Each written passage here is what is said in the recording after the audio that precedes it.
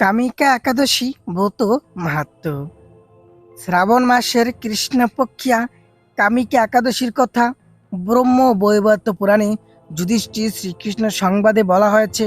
যুধিষ্ঠির মহারাজ শ্রীকৃষ্ণকে বললেন, হে গোবিন্দ, হে বাসুদেব, শ্রাবণ মাসের কৃষ্ণপক্ষের একাদশীর নাম এবং তার মাহাত্ম্য সর্বস্তরে আমার কাছে বর্ণনা করুন। তা শুনতে আমি অত্যন্ত কৌতূহলী। প্রত্যুত্তরে ভক্তবৎসল ভগবান শ্রীকৃষ্ণ বললেন, হে রাজন, পূর্বে দেবর্ষি নারদ প্রজাপতি ব্রহ্মাকে এই প্রশ্ন করলে তিনি যে উত্তর প্রদান করেছিলেন, আমি এখন সেই কথাই বলছি। আপনি মনোযোগ সহকারে তা শ্রবণ করুন।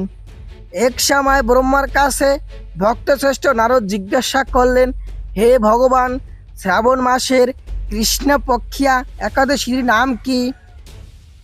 এর আরাধ্য দেবতাকে, সে ব্রতের বিধি বা কীরকম এবং ব্রতের ফলে কি পুণ্য ফল লাভ হয় তা সবিশেষে জানতে ইচ্ছা করি। আপনি কৃপা করে আমাকে তা জানালে আমি আমার জীবনকে ধন্য হবে। শ্রী নারদের কথা শুনে ব্রহ্মা অত্যন্ত সন্তুষ্ট হলেন। তিনি বললেন, হে বৎস, জগৎজীবের মঙ্গলের জন্য আমি তোমার প্রশ্নের যথাযথ উত্তর দিচ্ছি, তুমি তা শ্রবণ করো। শ্রাবণ মাসের কৃষ্ণপক্ষিয়া একাদশী কামিকা নামে জগতে প্রসিদ্ধা। এই একাদশী মাহাত্ম্য শ্রবণে বাষ্পীয় যজ্ঞের ফল লাভ হয়। ভগবান শ্রীহরির পূজা অর্চনা অপরিমিত পুণ্যফল প্রদান করে। গঙ্গা, গোদাবরী, কাশী, নৈমিষরণে, পুষ্কর ইত্যাদি তীর্থ দর্শনে সমস্ত ফল একমাত্র কৃষ্ণ পূজার মাধ্যমে কোটি গুণ লাভ করা যায়। সাগর ও অরণ্য যুক্ত পৃথিবী দানের ফল, দুগ্ধবতী গাভী দানের ফল অনায়াসে এই ব্রত পালনে লাভ হয়। যা পাপ পুণ্য সাগরে নিমগ্ন, এই ব্রতে তাদের উদ্ধার একমাত্র সহজ উপায়। এইরকম পবিত্র পাপনাশক শ্রেষ্ঠ ব্রত আর জগতে নেই। শ্রীহরি স্বয়ং এই মাহাত্ম্য কীর্তন করেছেন।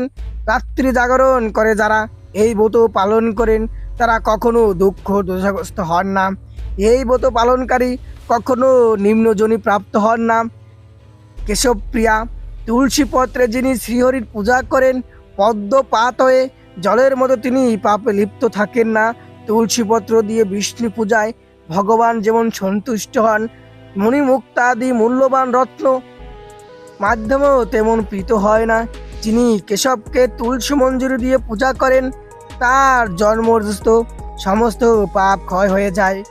এ প্রসঙ্গে ব্রহ্মা বললেন, হে নারদ, যিনি তুলসীকে প্রত্যাহ দর্শন করেন তার সকল পাপরাশি বিদূরিত হয়ে যায়। যিনি তাকে স্পর্শ করেন তার পাপ মলিন দেহ পবিত্র হয়। তাকে প্রণাম করলে সমস্ত রোগ দূর হয়। তাকে জল সিঞ্চন করলে যম তার কাছে আসতে ভয় পান। শ্রীহরি চরণে তুলসী অর্পিত হলে ভগবত ভক্তি লাভ হয়।